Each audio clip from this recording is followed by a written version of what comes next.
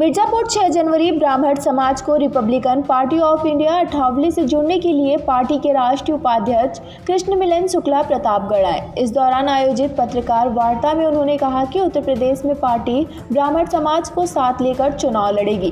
ब्राह्मण समाज ने भी एक स्वर में Republican party of India Athawale को समर्थन देने के लिए घोषणा किया। परमार्थ ट्रस्ट व ब्राह्मण एकता मंच चैरिटी रजी के बैनर तले इस कार्यक्रम का आयोजन सिटी पैलेस में किया गया। इस कार्यक्रम में आए ब्राह्मण नेताओं ने कहा कि समाज न्याय, समानता और अपने हक के लिए संघर्ष कर रहा है। उत्तर प्रदेश में ब्राह्मणों की संख्या कहीं ज़्यादा है, इसके बावजूद अब तक उनके विकास, उन्नयन, रोजगार, न्याय के लिए कुछ भी नहीं हुआ। इस कारण अब ब्राह्मण अपने अस्तित्व की लड़ाई का शंखनाद ब्राह्मण सम्मेलन के माध्यम से कर रहा है।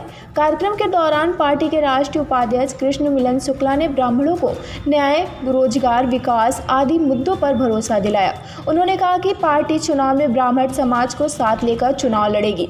मिलन शुक्ला मेरा नाम है। मैं Republican party of India Athawale, जिसके राष्ट्रीय अध्यक्ष केंद्रीय राज्य मंत्री सामाजिक न्याय और अधिकारिता रामदास अठावले हैं, उस पार्टी का मैं राष्ट्रीय उपाध्यक्ष हूँ। आपकी पार्टी का क्या उद्देश्य है? हमारी पार्टी जो है बाबा साहब आम्बेडकर के द्वारा स्थापित की गई पार्टी थी और हम जो है बाबा साहब आम्बेडकर के विचारधारा को मानने वाले लोग हैं। बाबा साहब आम्बेडकर की जो विचारधारा थी एक अलग थी। बहुत बड़े षड्यंत्र के तहत तो उसको विचारधारा को एक अलग तरीके से पेश किया गया। बाबा साहब आम्बेडकर की विचारधारा थी कि जो इस देश में गरीब है, जो इस देश में शोषित है, जो इस देश में पीड़ित है, उस गरीब को, पीड़ित को, शोषित को, संवैधानिक अधिकारों से वंचित व्यक्ति को एक संवैधानिक दी गई। जबकि दलित शब्द की परिभाषा है कि जो गरीब है, जो शोषित है, जो पीड़ित है, जो संवैधानिक अधिकारों से वंचित है, वो दलित है। और इसी प्रकार से दलित हर समाज में, हर वर्ग में है। परंतु कौन सा षड्यंत्र हुआ कि एक अलग वर्ग बना दिया गया, स्वर्ण वर्ग बना दिया गया, दलित वर्ग बना दिया गया और इसको अनेक भागों में विभाजित कर दिया गया। तो हम उस विचारधारा के, अपने बाबा साहब आम्बेडकर की विचारधारा को मानते हुए अपने राष्ट्रीय अध्यक्ष केंद्रीय राज्य मंत्री श्री रामदास जी आठवले के नेतृत्व में अपनी पार्टियों का विकास कर रहे हैं।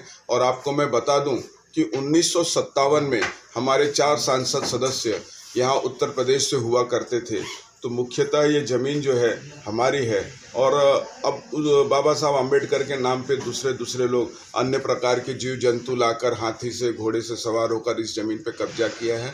हम यहाँ पर उनकी विचारधारा लाना चाहते हैं और यहाँ पर सामाजिक समरसता एक स्थापित करना चाहते हैं। उत्तर प्रदेश में विधानसभा चुनाव होने जा रहा है, तो क्या कितनी सीटें से आप आ रहे हैं? केंद्र में हम एनडीए के घटक हैं और भारतीय जनता पार्टी के साथ हमारा गठबंधन है। केंद्र में हम प्रधानमंत्री माननीय नरेंद्र मोदी जी के नेतृत्व में कार्य कर रहे हैं। हमारे राष्ट्रीय अध्यक्ष श्री रामदास जी आठवले, जिन्हें हम संघर्ष नायक के रूप से जानते हैं, उन्होंने केंद्र में बात किया हुआ है और बीजेपी के साथ हम यहाँ पर गठबंधन में चुनाव लड़ने वाले हैं।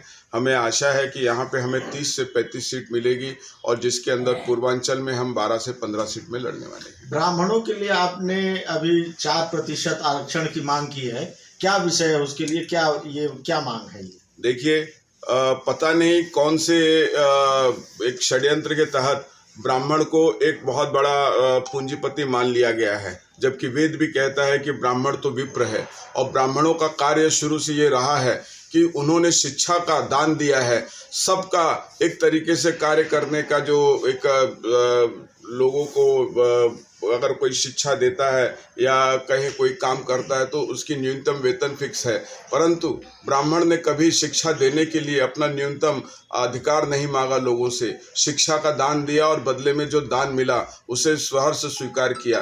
परंतु ब्राह्मणों को कहीं भी एक अलग विशेष रूप से दर्जा न देते हुए, उसे पूंजीपति मानते हुए, उसको एक मौलिक अधिकार से बाहर रखा गया है। ब्राह्मण को विद्वान कहा जाता है। जब हमारे देश में वेद को विदेशी लोग चुरा के लेके चले गए और कई लोगों ने वेद का छीण भीड़ किया है, कहीं उसका एक तरीके से जो ब्राह्मण था जिसने वेद को कंठस्थ करके इस देश में वापस प्रचार प्रसार किया है, आज वेद जर्मनी में है, आज वेद बाहर के कई विदेशों में है, जिसका ज्ञान और जिसका एक सम्मान करते हुए क्योंकि वेद जो है एक वैज्ञानिक विचारधारा है, और जो ब्राह्मण ने कंठस्थ करके इस सामाजिक संस्कृति को बचा के रखा, उसी ब्राह्मण को आज शिक्षा से वंचित किया जा रहा है।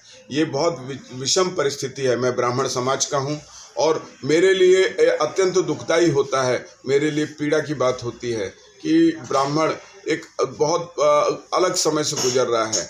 अल्पसंख्यक क्या मतलब इस देश में बदल दिया गया है, जबकि ब्राह्मण स्वयं इस देश में 4.2% रह गया है, और 4.2% की जो जनसंख्या है ब्राह्मण की, उसको अल्पसंख्यक घोषित नहीं किया गया है, बल्कि 22% जो समुदाय है उसको घोषित किया गया। ब्राह्मण किसी का विरोध नहीं करता है, ब्राह्मण किसी को आरक्षण देने का विरोध कभी नहीं किया है, परंतु ब्राह्मण को शिक्षा से वंचित नहीं किया जाए।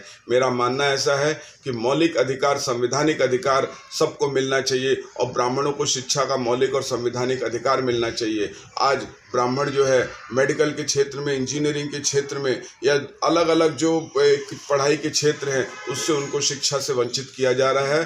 तो उस क्षेत्र में ब्राह्मण की जनसंख्या के हिसाब से 4% का आरक्षण जरूर है, मिलना चाहिए। ब्राह्मणों को शिक्षा में आरक्षण की बहुत ज़रूरत है, और ब्राह्मण सिर्फ शिक्षा में मांग कर रहा है, उसे शिक्षित होने दीजिए, क्योंकि हमारा जो सनातन धर्म है वो कहता है कि हम विश्व को अपना धरोहर मानते हैं। हमें आप शिक्षा के लिए रोकिए मत, हमें आप शिक्षित कीजिए। हम शिक्षा लेने के बाद इस देश में अगर जगह नहीं मिलेगी नौकरी की, तो हम विदेशों में भी जाके कर लेंगे, और एक समय आएगा कि ब्राह्मण अगर शिक्षित होगा तो देश का विश्व गुरु बन के इस देश को पूरे विश्व का विश्व गुरु बनाने में एक कार्यरत सिद्ध होगा।